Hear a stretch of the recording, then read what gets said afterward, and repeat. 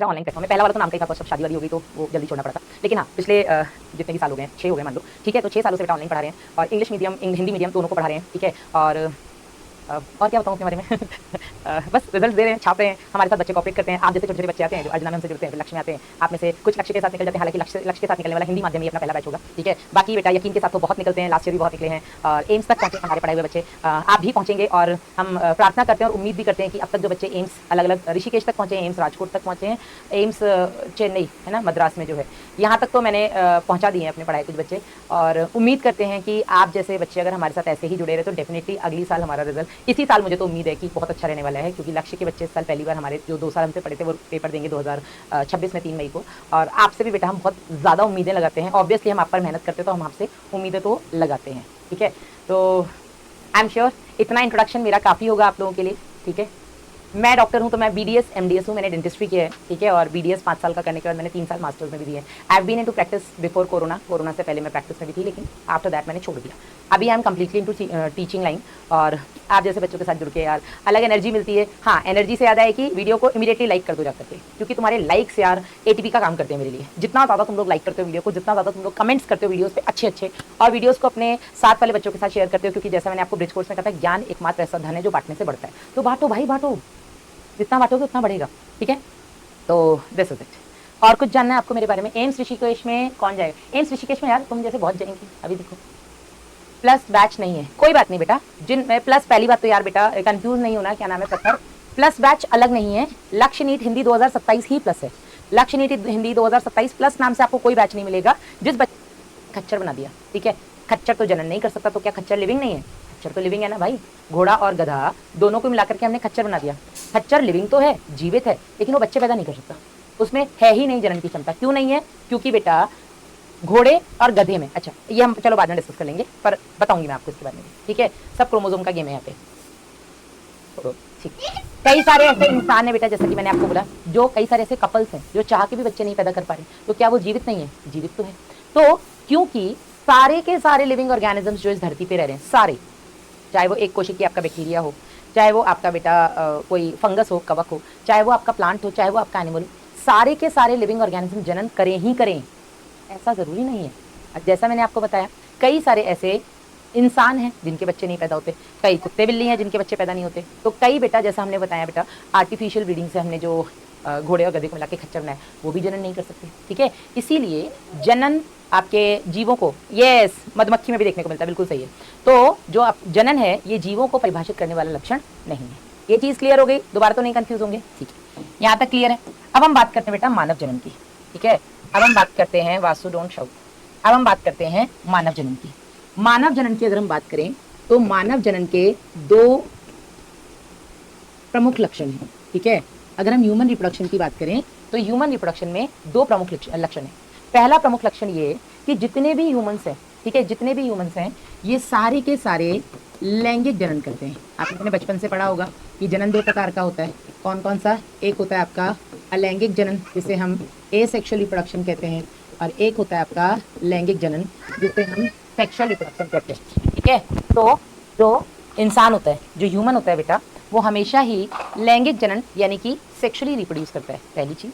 और दूसरी बेटा कि ये सारे के सारे जरायुज होते हैं, यानी कि विविपेरस होते हैं।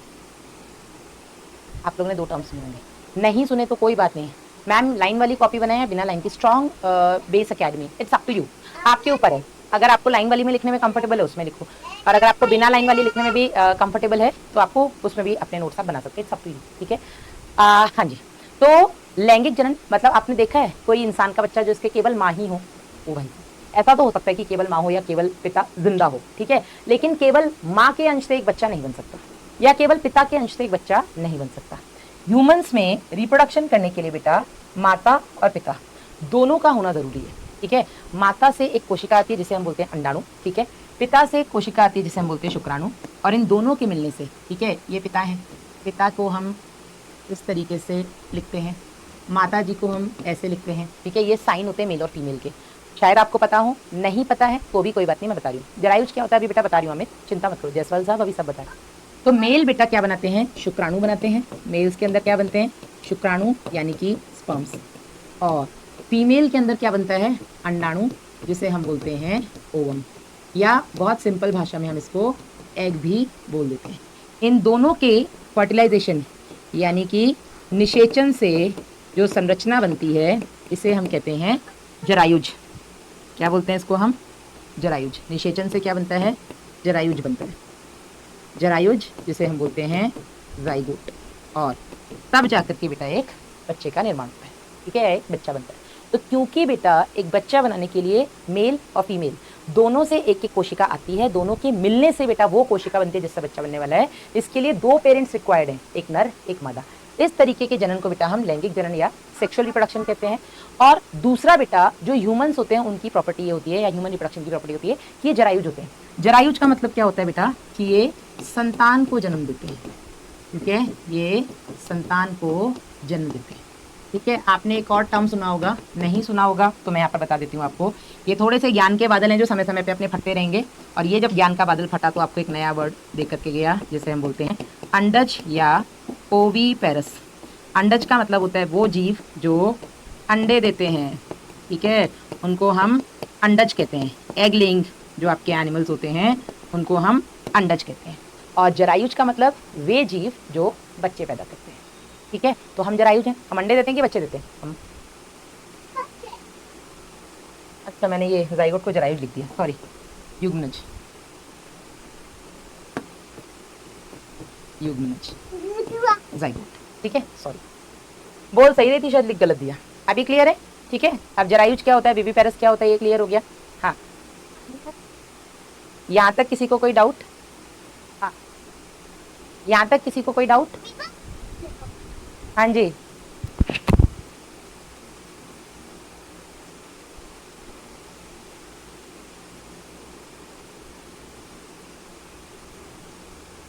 डन? यहाँ तक किसी को कोई डाउट किसी भी टाइप का? तो ये भी आपके एनसीईआरटी में लिखा है कि जो मानव जनन होता है वो लैंगिक प्रकार का जनन होता है, और यहाँ पर ये जितने भी ह्यूमंस हैं ये सब जरायुज हैं। ये सारे के सारे बेटा संतान को जन्म देते हैं, ये अंडे नहीं देते। तो दे ऑल आर विविपेरस। यहाँ तक क्लियर है? चलो, तुमने सुन लिया था क्या? मैंने कब अंडे देते बच्चे देते, वो कहता बच्चे देते। भाई ये समय से पहले बड़ा हो रहा है जूलॉजी मेरे से पढ़ के। चलिए आगे बढ़ते हैं। क्वेश्चन जहाँ से आपका नीट में पहला आता है वो ये, मानव जनन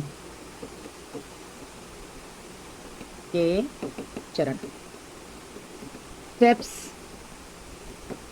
इन ह्यूमन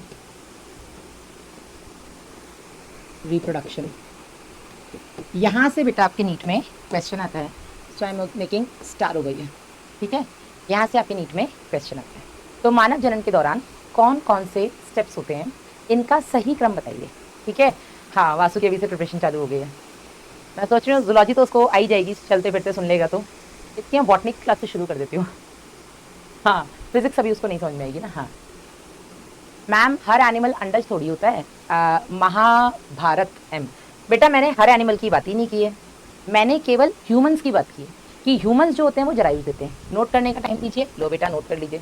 मैंने केवल ह्यूमंस की बात की कि ह्यूमंस जरायुज होते हैं, लेकिन जरायुज का ऑपोजिट जो टर्म होता है वो अंडज होता है। कुछ एनिमल्स जो अंडे देते हैं उनको हम अंडज कह देते हैं, वो एनिमल्स जो बच्चे देते हैं